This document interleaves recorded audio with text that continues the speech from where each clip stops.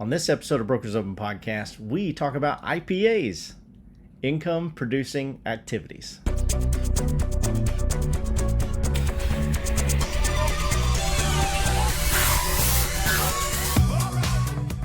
Hey guys, welcome to another episode of the Brokers Open Podcast, powered by Prime Real Estate Coaching. I'm Dr. Ben Spears, the Doctor of Flow. I'm here as usual with the big guy, Matt Vi. What's up, Matt? Just living the dream, baby. Living the dream. What's the dream, Matt? It's being in the podcast studio, sharing the wealth, baby. I love you. Always say you're living the dream. And I'm like, I've never asked him what the dream is. So dream big, Matt. That being said, we got a pretty awesome topic that we're talking about today. I think a lot of the agents are going to get wrap their brains around this. We're talking about IPAs. Yep. Right? Or maybe they wrap their hands around it. That's right. But we're not talking about those kind of IPAs. We are talking about income producing activities. Yep. But Matt, why are we talking about that? Yeah. So it's funny that you say IPAs. Of course, we were in BOP Live the other day. Yeah. And I said we're going to talk about IPAs, and all of a sudden everybody's attention just jumped up, and they're like, "Hey, let's go!" And I was like, "No, income producing activities." And they're like, "Oh, I thought you meant IPAs." So, but the topic was really a good topic. But you could tell there was, just like always with the mastermind, there was a lot of good questions, a lot of good interaction. But we didn't get to dig into a couple of pieces of it, so I wanted to do a podcast and just kind of share a couple of those pieces. Now, what we will do is, the very beginning of the mastermind, we talked about something that was really important about making sure you're segmenting your time and how you actually make time for that. Okay, and so we're gonna, I think we should share that with everybody, first. Okay, yeah. So you're basically talking about a schedule. Correct. Right, and so I love that, and everybody knows I love a schedule and a calendar. But I want to preface this because we're going to have some listeners out there who are like, "Gosh, I do everything by my calendar, right? I brush my teeth by my calendar, and and I go to bed at the same time every night, that kind of thing." We all know agents don't sleep. But but there's also going to be those people that are like, I don't even own a calendar, right? And I never use a calendar for anything. And so I think it's going to be pretty important for everybody to listen to. And of course, Matt's going to drop the truth on why things need to be done. Yeah, so that's great information about a schedule, right? That just helps everybody kind of understand that a schedule isn't just saying, okay, Mondays from 9 until 10 do this, and Tuesdays from 2 until 4 do that. It's really about making sure that you're making time for those important things that have to happen, right? Yeah. But let's dig into the income producing activities part of that, okay? And we're going to talk about two main components on this. The main one is having time set aside that you're going to do a specific type of business building. Okay. So a lot of people, what they feel like that is, they feel like that's prospecting. Okay. So there are some people that are like, man, I got to do 3 hours in the morning, every morning, just cranking out the phone calls, calling for sale by owners, expires, whatever. I love that if that's what you want to do. Right. But there's some people that's just not a good match for. But that doesn't mean that you don't prospect. That doesn't mean that you don't do those income producing activities. That doesn't mean that you don't spend those time on those things. So that's whenever you kind of have to set time aside and say, okay, this is my personality. This is how I like to prospect. This is what I've been effective with. I looked at either the sourcing of my business to see what I've done historically in the past, or two, I've talked to somebody that's helped me understand my personality and how that relates to what's supposed to be going on from a prospecting standpoint. Or three, I've got my own experience, and I've worked with somebody else's experience, and I've seen how they've done it, and I'm like, okay, I could do it that same way. So we're going to pick what that prospecting method is, and we're going to make sure that we stick with it, and then we're going to set that time aside to make sure that we prospect in a way that is actually beneficial to us because it fits and matches our personality. So an example of that would be, people like getting referrals from their sphere of influence, right? Mm-hmm. And because they like getting referrals from their sphere of influence, they automatically think, well, everybody that I know is somebody that's going to give me a referral. Yeah. And that's just not the way it works. I wish it was. That'd be really cool if it was, right? Yeah. But no, that's not the way that it works. What ends up happening is we have, our center or our sphere of acquaintances, and then we have our sphere of influence. Yeah. Our sphere of influence is where we're really going to get those referrals from. Yeah. That's where those people are going to talk to us, and they're going to say, "Hey, this is if real estate comes up, somebody's going to say, "My gosh, you got to talk to Ben." Yeah. Right. That's the sphere of influence, and a lot of people get confused. They think that leads or people that they know are people that are in their sphere of influence, and they're not.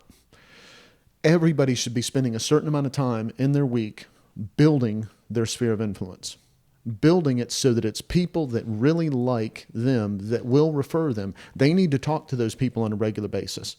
That's one of the biggest income producing activities that's going to get you that referral business the way that we talked about. Everybody wants it because it's the kind that converts the easiest. That's the best way to get it, is by getting in front of those people on a consistent basis. And think about it. Who doesn't like talking to them? Who doesn't like talking to the people that you get along with, that you see things the same way?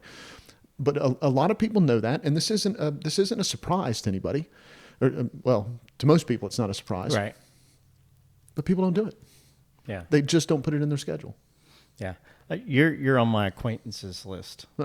What I do But now, you're Ben. at the top. But you're at the top. You're my number one. You're my number one. What I do now. You're my number one acquaintance. And so, you're talking about prospecting, right? You use the word prospecting a lot in that. And man, everybody just hates that word. They do. Right? They just hate that word. I think it's because it's like, okay, when you think prospectors, right? I think of Scooby-Doo, right? The minor 49er. He was one of the Phantoms, and he's a little prospector.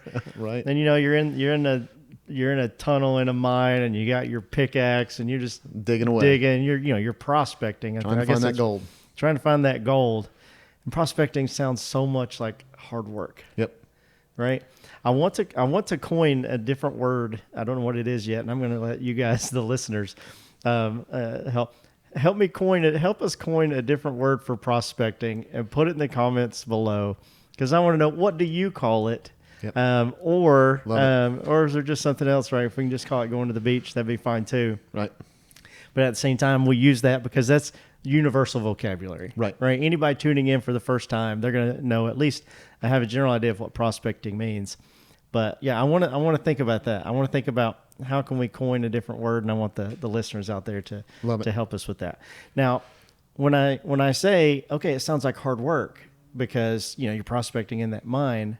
Basically, what you're saying is you should be out there talking with people that you like. Absolutely. Which isn't hard work. Right. At least some of them. At least part of your week, part of your schedule should be doing that. Mm-hmm. Now, as you're building your business, you're going to have to talk to some people you don't know. You're going to have to talk to some people that you don't like, right? You're going to have to do those open houses that you didn't want to do and all that kind of stuff. That still needs to happen, okay? I'm not saying don't do that, and I'm not saying don't prospect. Right. What I am saying is, are you setting time aside for that income producing activity that is going to get you the best quality lead that converts the easiest, that you actually like doing? Is that in your schedule the way that it needs to be in your schedule? Do you go through the birthday list on Facebook and see who's got a birthday this week and pick up the phone and call them, all the people that you know that know, like, and trust you already, and wish them a happy birthday? Say, listen, I know your birthday's not until Thursday, but I wanted to be the first one to call and tell you. Yeah. If you set time aside on Tuesday, that's how you do it. Yeah. And so that's the kind of thing that needs to be happening on a regular basis. That's the kind of thing that is going to push their business forward, right? All right, Matt. So you said there were 2 points, right? The first point was, work from a schedule. We talked a little bit about prospecting. Make sure you had your good sphere of influence. That sounds honestly like enough. Right. But what's the second point that we want to touch on here? Yeah. So when we talk about working from a schedule, the reality is you have to, as you're prospecting, as you're doing the things that you need to, as you're putting time, effort, and energy into stuff, the other part of your business that can be a distraction is going to grow. Yeah. Okay. Sure. So like if I do a lot of prospecting, I think I asked this on one of the masterminds, if you did 3 hours of prospecting every day for 10 days, what would happen? And everybody that was an experienced agent in there, they all said the same thing. They'd say you'd be busy, your calendar would be filling up, right? So, but what happens whenever your calendar fills up is now you have CMAs that you have to do, and you got real estate reviews you got to put together, and you've got advertising, and you got follow up and follow through that you have to do, and all these other things, right? So when we talk about income producing activities, that means kind of getting the ball rolling, doing things that are helping you make money is what that is.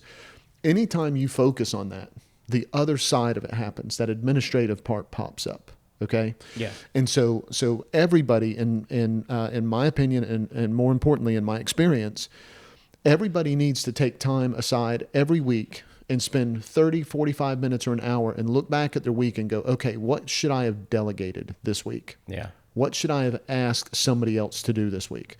And I'm not saying that when you do that this week, spend 6 hours the next week making that change, doing that delegation. That's not what I'm saying.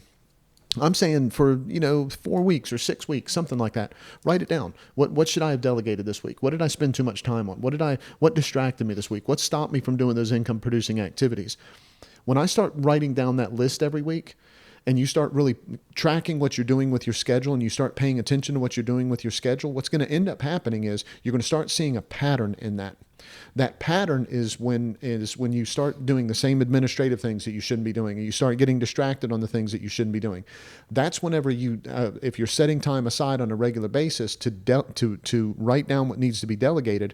After you're seeing that pattern, now not only do you know what should be delegated, but more importantly, what that job description looks like. Because if you just said, okay, well, I need to delegate this because it happened this one time, you really don't know what the job description to hire somebody else would be. And that's going to turn into being an issue for you because that one time you're like, okay, I should have done 3 CMAs and should have done them this way instead of that way. Oh, I need to hire somebody to do that, and you're like 2 weeks later you're like, well, that's not how I want my CMAs done. Yeah. When you start to see a repetition to it, when you're tracking this and going, okay, what should I have delegated? Okay, this week, and this week, all 3 of these weeks, I saw the same thing that should have been delegated. Now I know how that should be delegated. I know it should be delegated to somebody, and I know what's going to be part of that job description I'm going to give somebody. So if you're focusing on income producing activities, the other thing that's going to happen is there's going to be other things that get in your way of doing them consistently. 100%. So you need to dedicate some time to delegation every week. Like I said, 30 minutes to an hour, something along that line, depending on how busy you are. You're going to dedicate that time to it. That doesn't mean automatically delegating the next week. It means start tracking it, seeing what the pattern is, and then as the pattern develops, you're going to be able to see what needs to be delegated, and more importantly, what the job description looks like of who you would delegate it to and how they would get it done. Yeah, I love that, and this is a whole different podcast. But we've been talking on BOP Live recently, and in our mastermind, our coaching masterminds, about keeping track of your wins and keeping track of your losses. Yep. And I think what people are going to find is their losses are really going to be centered around not delegating Absolutely. the things that they could have delegated, and their wins are going to be centered around, wow, I'm so glad I delegated that so that I had time Absolutely. for this opportunity. Yep. And and we mentioned a couple times on this particular episode, even about BOP Live. Right. Why don't you tell everybody a little bit about what that is, since, in case they don't know? Yeah, so BOP Live is a mastermind of agents from across the country. It's every Thursday Eastern time from 12 o'clock to 1 o'clock. As long as you register, you're welcome. You're going to get the login credentials and everything so that you can get in there. It's one click on your email. We'll remind you on Thursday morning, so that way that you don't miss it. But it's best practices from top agents from across the country. Yep, absolutely love that. Well, guys, if you guys want to register for that, there's nothing that you really need to do to attend other than click on the link in the description below, so you can get those login links every Thursday morning. I'll put that link in that description. And Matt, man, really good stuff as always. If you guys have any questions, make sure you leave them in the comments down below. We do go and read those, and we'll make sure that we respond to those as fast as we possibly can, or maybe turn them into a different podcast episode specifically for you. But don't forget, guys, Brokers Open Podcast, it's not just about opening the door to opportunities. It's about closing more transactions.